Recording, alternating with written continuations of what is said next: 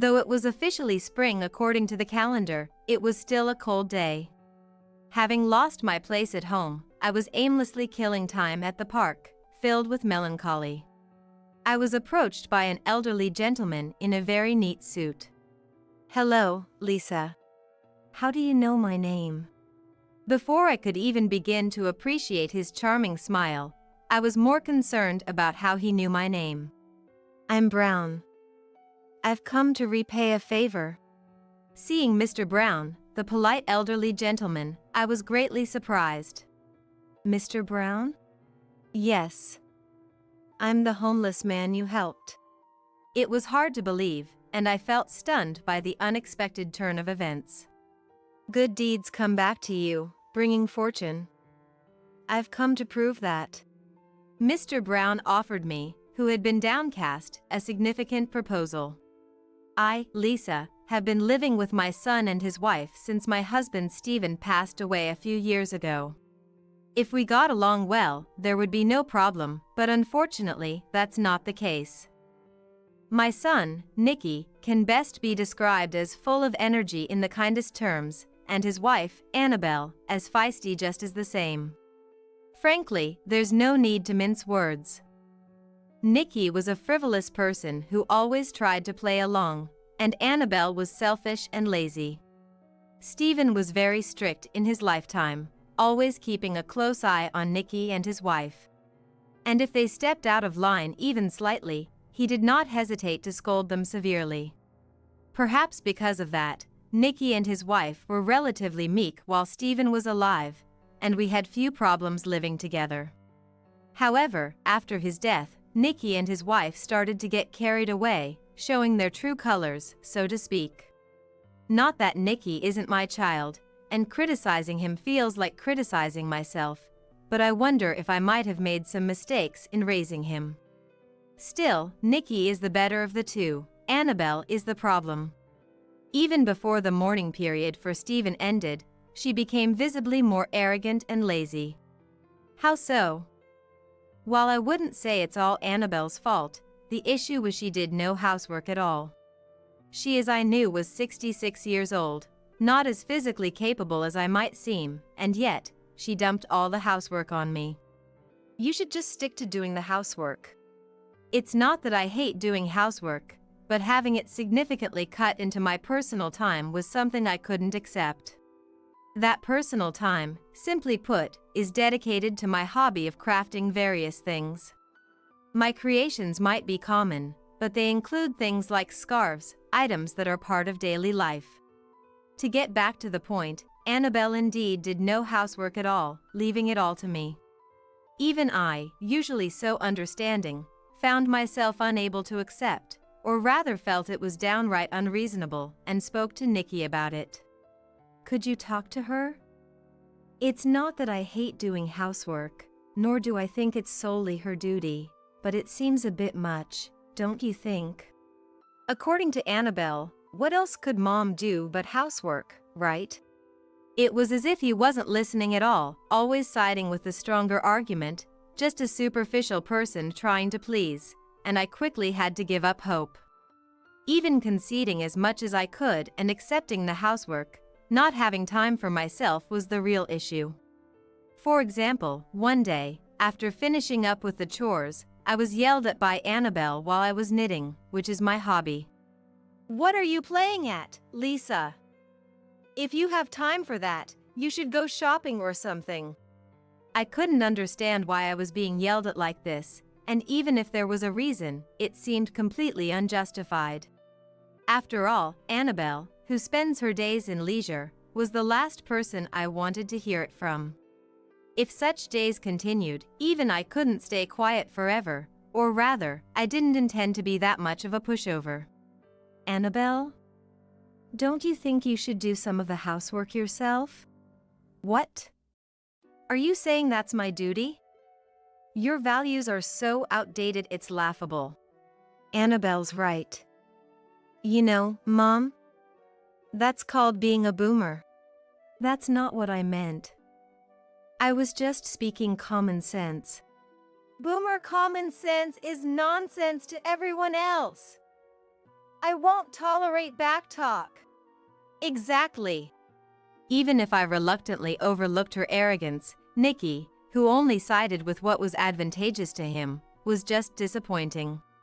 But even if my protests were completely in vain, being called a boomer was truly disheartening, and more than giving up, it was purely infuriating. The self-centeredness of Nikki and his wife accelerated after my protests, and Annabelle even began to say things like this. Boomer Lisa, who can only do housework. Is dinner ready yet? Being constantly harassed, I couldn't even force a smile anymore. In fact, it seemed rare to be able to smile under such treatment. While it was bad enough not to be able to laugh, I increasingly felt like I had no place there. Unable to bear her cold stares, I started escaping to the park as soon as I finished the bare minimum of daily chores.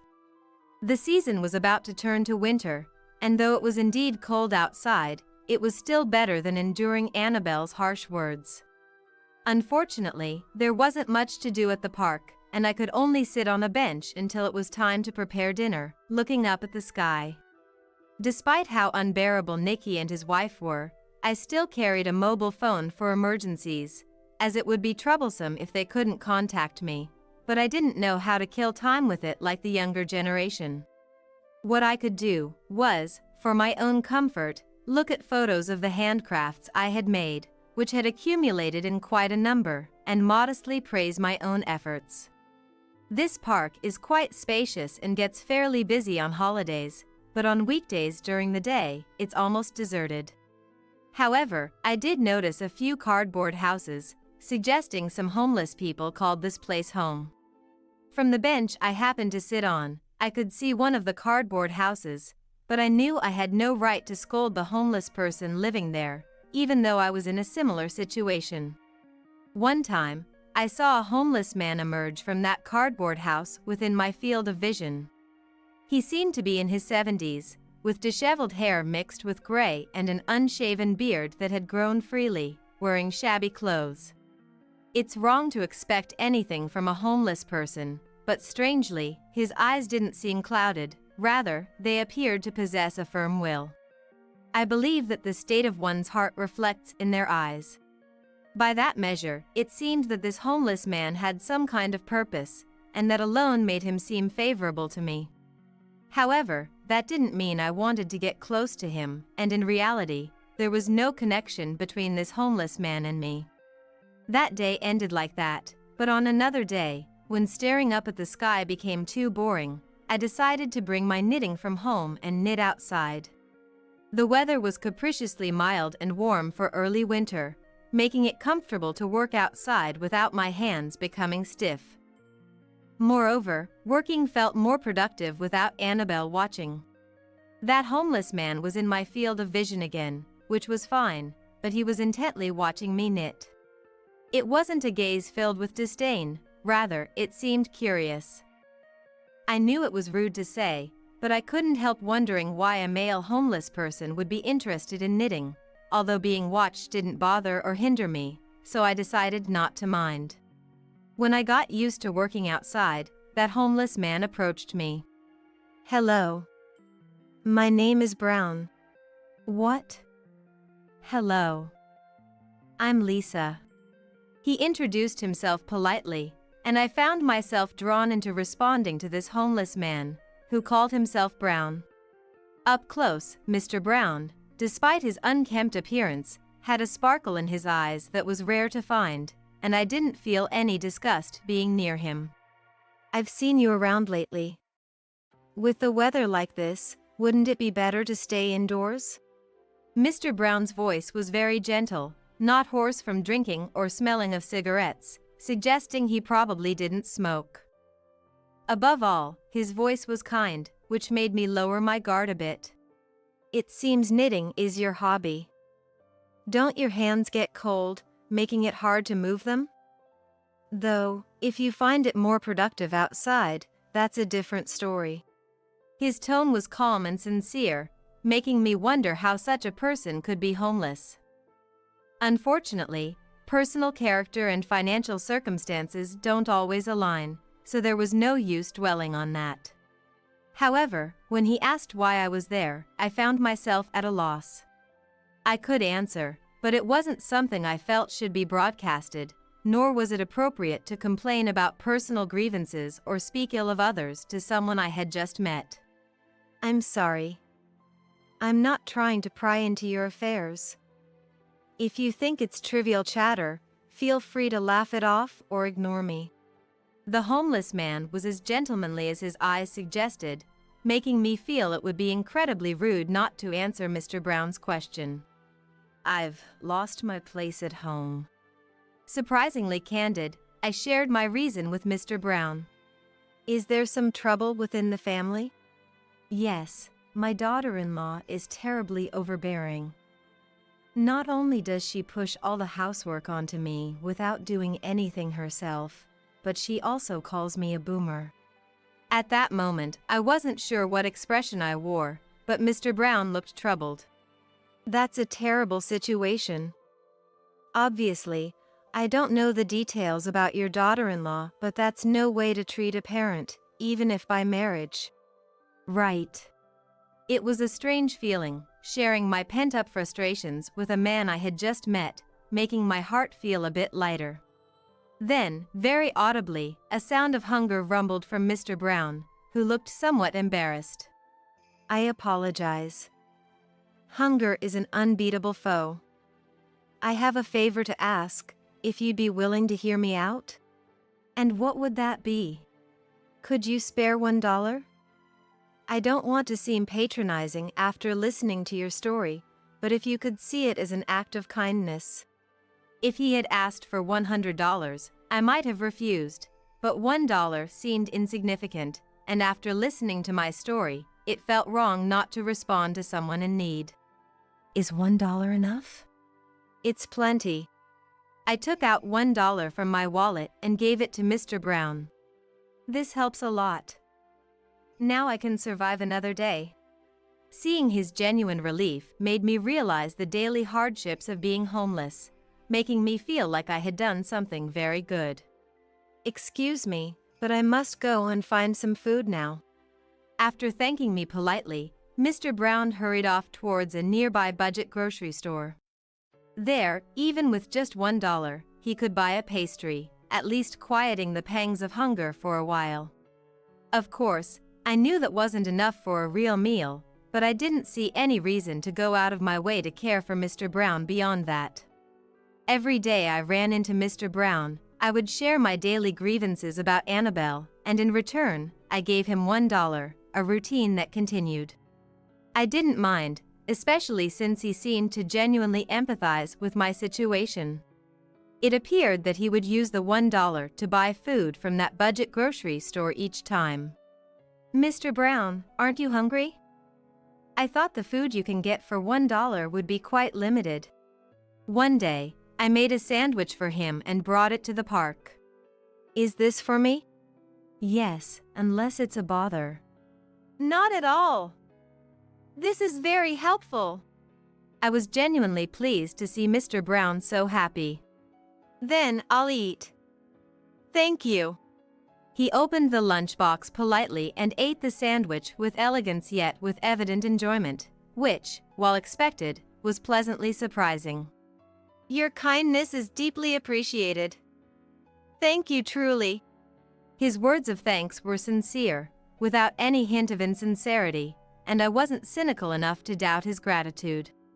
On another day, a very cold wind was blowing, and although I had dressed warmly for the park, I couldn't help but worry about Mr. Brown. Hello, Lisa. It's quite chilly today, isn't it? As expected, it seemed Mr. Brown didn't have the luxury to dress warmly, looking very cold. It's not much, but maybe this will help a bit. I had anticipated this and brought a scarf I had knitted from home. What's this? I knitted it. It's for you. Seeing Mr. Brown moved by the gesture, I felt confident that I had done something good. This texture, the careful finish, it could fetch a good price. It's a waste to keep such talent as merely a hobby. It was odd that Mr. Brown would praise aspects most people wouldn't notice, but I didn't think much of it at the time. Have you been doing this hobby for a long time? Yes. I thought so. Your experience shows. Do you have anything that shows your past work, although it might be unlikely given the place?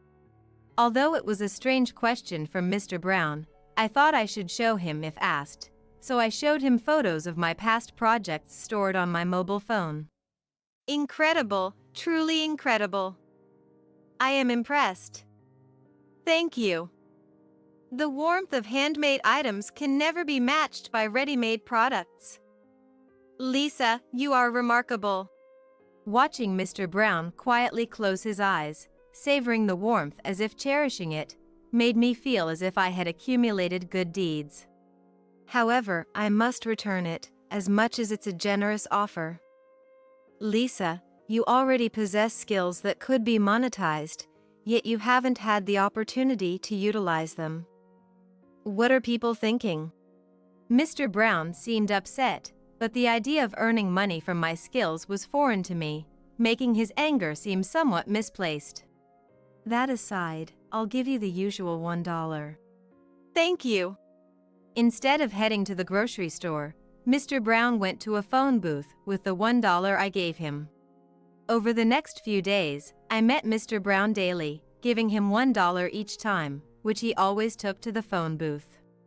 I didn't know whom he was calling, nor did I have the right to know. One day, Mr. Brown was unexpectedly absent from the park at our usual time. Feeling a slight loneliness, I thought it might be difficult for a day-to-day homeless person to stay in one place. Lisa, you're going to the park again, aren't you? That's better for me. Being around a boomer contaminates my thinking. A month had passed, and after enduring harassment from Annabelle, I found myself heading to the park again. Feeling an unexpected loneliness without someone to talk to, and it was natural that Mr. Brown's face came to mind. Hello, Lisa. Yes? Looking up at the sound of the voice, I saw a distinguished elderly gentleman in a fine suit, with a gentle and lovely smile standing before me. It was beyond me why this elderly gentleman knew my name, given we seemingly had no connection. As I stood there perplexed, he greeted me with a familiarity I felt I had seen somewhere before and slowly handed me a business card. I am deeply indebted to you for the other day. Mr. Brown? I couldn't believe it at first glance at the business card, but if I imagined the Mr. Brown in my memory without his neglected beard and with his hair tidied up, this gentleman fit the image, especially the sparkle in his eyes. Looking at the business card again, it listed him as the chairman of a nationally renowned clothing manufacturer, a name familiar to anyone and with stores across the country. Why was the chairman of a major corporation living as a homeless person? Yes. I recently handed the presidency over to my son, gaining some free time for myself, and it was related to a memory of mine. A memory, you say? There was a time when I too lived a hand-to-mouth existence. It was on a cold day like this when a homeless person appeared and gave me their scarf. Then, Mr. Brown pulled out the scarf I had given him earlier. It's a long time ago, so that benefactor is likely no longer in this world. However, I wanted to understand their spirit. How could someone with nothing to their name share such kindness with others? I understood that, albeit briefly. Mr. Brown continued, his eyes narrowing as if he had discovered a significant truth. If one receives kindness, they should nurture it and eventually pass it on. It's not something a frivolous person can do. It's a strength gained only through living through the lowest of lows and surviving. It's about sharpening one's sense of empathy and having the vision to see the truth. His story was a bit abstract, and my confusion must have shown because he added, Sorry for the philosophical talk. Simply put, Lisa, your kindness made me realize something important. Thank you, truly. I understand that, but what exactly are you here for? My question might have seemed rude, but Mr. Brown responded with a gentle smile. I've come to repay you. You showed kindness to a dirty homeless man and have a sure talent in crafts. I have a proposition for you. I didn't immediately grasp the meaning of Mr. Brown's words.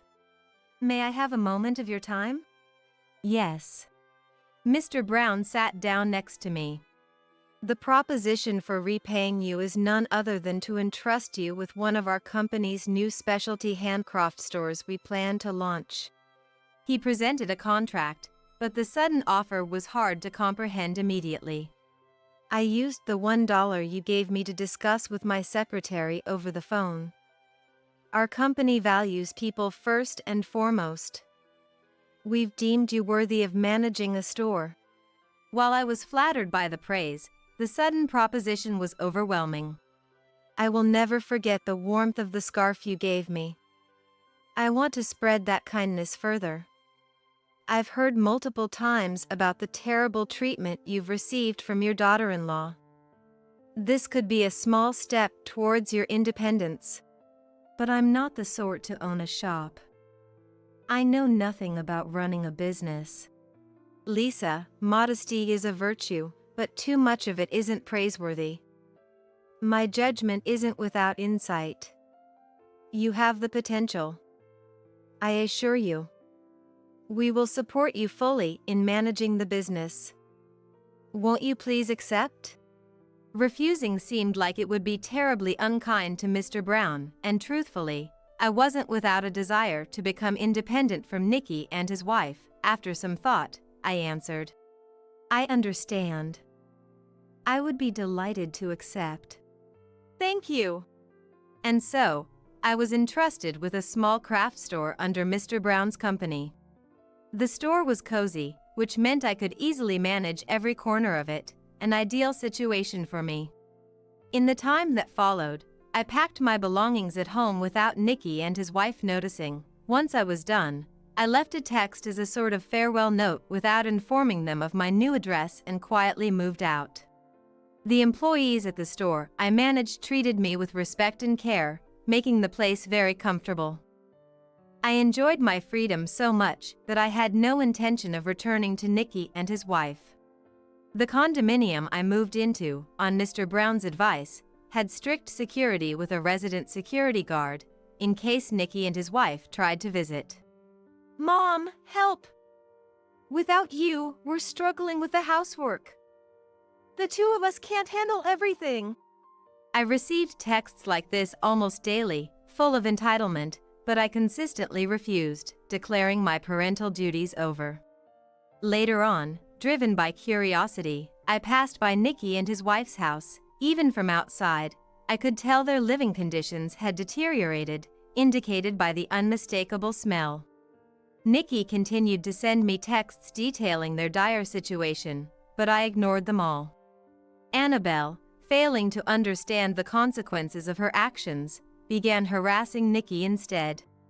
It seemed her nature required her to oppress someone, making me feel even more relieved to have cut ties. Though I don't know if naturally is the right word, their marriage was fraught with constant arguments, leading to Nicky's demotion at work and a significant pay cut. Despite continuous texts from Nicky showing no sign of reflection, I focused on living my life, considering it his responsibility. Mr. Brown occasionally visited my store to check on things and introduce customers, maintaining a good relationship. This way, I finally found happiness.